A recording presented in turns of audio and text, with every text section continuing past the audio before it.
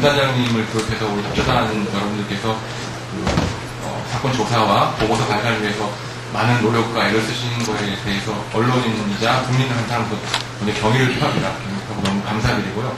저희 언론인으로서 그 보고서의 원활한 발전을 위해서 문제 제기하는 것으로 이해해 주셔서 감사드리고요. 그 조사 결과 발표 이후에도 사실 의혹이 계속 이것이 얘기되고 있는데 이에 대해서 본단장님께서 입장을 말씀해 주시죠. 민간 단장을 역임한 윤도경입니다. 본인은 천안함 사건 조사에 처음부터 참여한 입장에서 볼 때 지속되는 이 의혹 제기에 대해서 이렇게 생각합니다. 첫째, 흔히 정치적 또는 이념적인 입장에서 의혹이 많이 제기되고 있습니다. 둘째, 부분적인 내용을 문제로 제기하여 천안함이 북한 어뢰 공격에 의해서 침몰되었다는 사실을 부정하려는 의도가 보입니다.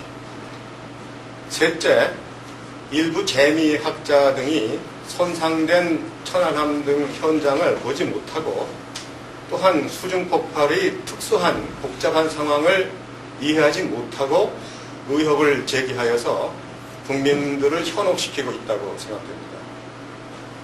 넷째, 미국에 있는 이승환 교수의 알루미늄 산화 실험은 폭발 상황을 재현하지 못했기 때문에 전혀 의미가 없는 것인데 본인이 아직 인정을 안 하고 있습니다.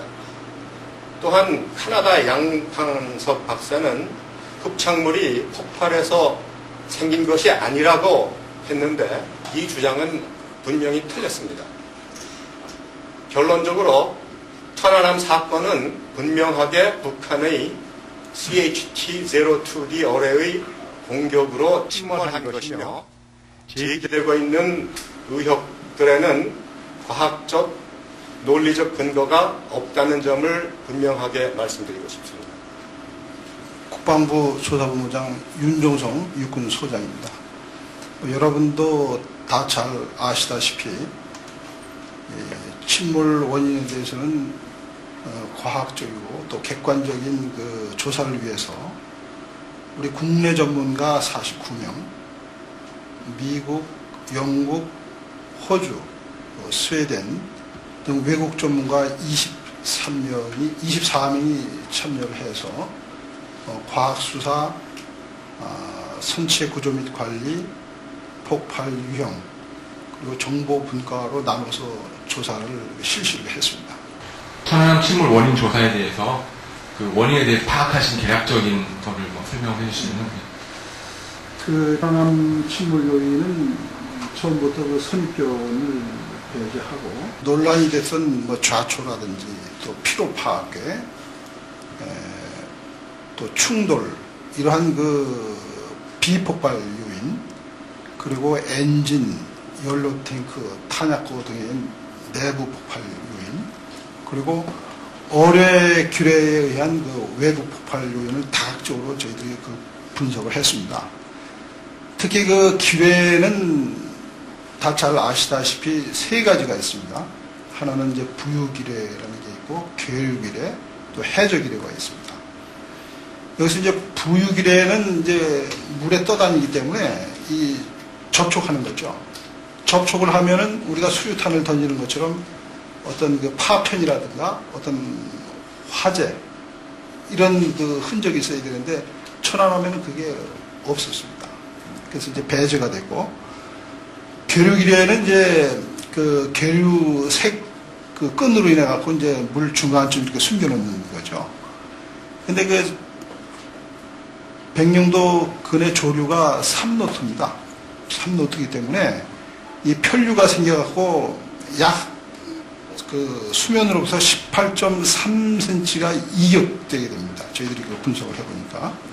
그렇다면 그 보통 그 어뢰의 감은거리가 한 8m 정도 되기 때문에 이것은 전혀 불가능하다는 것이고, 또 해저 같은 경우에는 지금 그 현장이 수심 47m지 않습니까? 47m일 경우에는 TNT 규모로 약 한 3,000톤 정도가 돼야만 천안함과 같은 그 손상을 가지고 올 수가 있습니다. 따라서 그 3,000톤 되는 그 규례가 없기 때문에 기껏해야 한 400, 500 정도 되기 때문에 이것은 전혀 불가능하다. 그래서 규례는 그 배제가 된 겁니다. 또 일부에서 그 어망에 걸려가지고 스크류에 이렇게 해서 이제 폭파됐다 이렇게 얘기도 나오는데, 그렇다면 이게 접촉이 되면은 어떻게 되겠습니까? 뭐 파편도 있어야 되고 또 뭐 화재 이런 흔적도 있어야 되지 않습니까? 그런 게 전혀 없었잖아요. 그러니까 규례 가능성은 전혀 없다.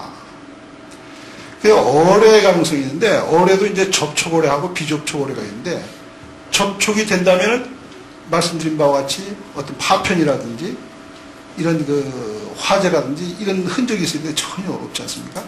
그렇기 때문에 남은 것은 그 비접촉 어뢰 폭발밖에 없다. 그래서 저희들이 이제 이 천안함을 조사하면서 비접촉 어뢰 폭발 근거를 쭉 한번 그 종합을 해봤습니다. 첫 번째는 그 선체 그 손상이 그 다 보셨겠지만 용골이 그 안쪽으로 휘었지 않습니까? 밑에서 위로. 그 다음에 그 디싱 현상, 이 접시 모양으로 이게 움푹 그 밑에서 올라가는 게 있었어요. 그건 뭔가 밑에서 위로 압력이 가해졌다는 것이죠. 그 다음에 그 생존자 진술 들어보면은 하나같이 꽝꽝 1 내지 2회 폭음을 청취했다. 또 0.3에서 그 1m 정도까지 붕 떴다가 우연으로 넘어졌다. 이렇게 진술을 하고 있거든요. 그 다음에 그 사체, 생존자 그 부상 상태, 이런 것을 확인해 보면은 그 접촉에 의한 어떤 그 뭐 고막 그 손상이라든지 또 파편흔이라든지 또 화상흔이 없어요. 그 골절, 열창, 찢어진 거, 그 다음에 타박상. 이게 전형적인 그 충격 버블에 의해서 나타나는 현상. 그 전문가가 그렇게 설명을 하고 있습니다. 그 다음에 그 지진파 4개소에서 1.5 정도의 그 지진파가 감지가 되고, 또 11개소에서 1.1초 간격으로 공중파가 감지됐지 않습니까? 일부에서 좌초라고 그러는데, 그러면 이거는 어떻게 제가 해석하는지 좀 묻고 싶습니다. 그렇지 않습니까? 이건 아주 과학적으로 데이터로 나오는 거 아닙니까? 그 다음에 이제 해저라든지 또 선체라든지 또 가스터빈실, 여기에서 HMX, RDX, TNT 포약 성분이 검출이 됐어요. 그리고 이제 다 잘 아시다시피 결정적인 증거물, 어뢰 추진 동력 장치가 폭발 원점에서 나왔습니다. 폭발 원점에서. 그런데 그것을 분석을 해보니까 북한에서 제조 사용 중인 CHT-02D 어뢰 설계도가 일치된 겁니다. 일부에서 그 뭐 흡착물질 1번 글씨 가지고 뭐 논란을 많이 하는데, 설계도하고 이 어뢰 추진, 수거한 어뢰 추진 동력 장치가 일치한 거예요. 나머지 사실 부수적인 겁니다. 그리고 이제 논란이 된 흡착물질이 선체 어뢰 추진 동력 장치 일치가 됐고, 또 그 핵유자 규명 결과 연합 TF에서 했을 때 사건 전후에서 연합급 소형 잠수함정이 사라졌다가 되돌아왔고, 이러한 것을 종합할 때 천안함은 분명히 북한에서 제조 사용 중인 CHT-02D 어뢰 비접촉 폭발에 의해서 침몰됐다. 이렇게 저희들이 결론을 내린 겁니다.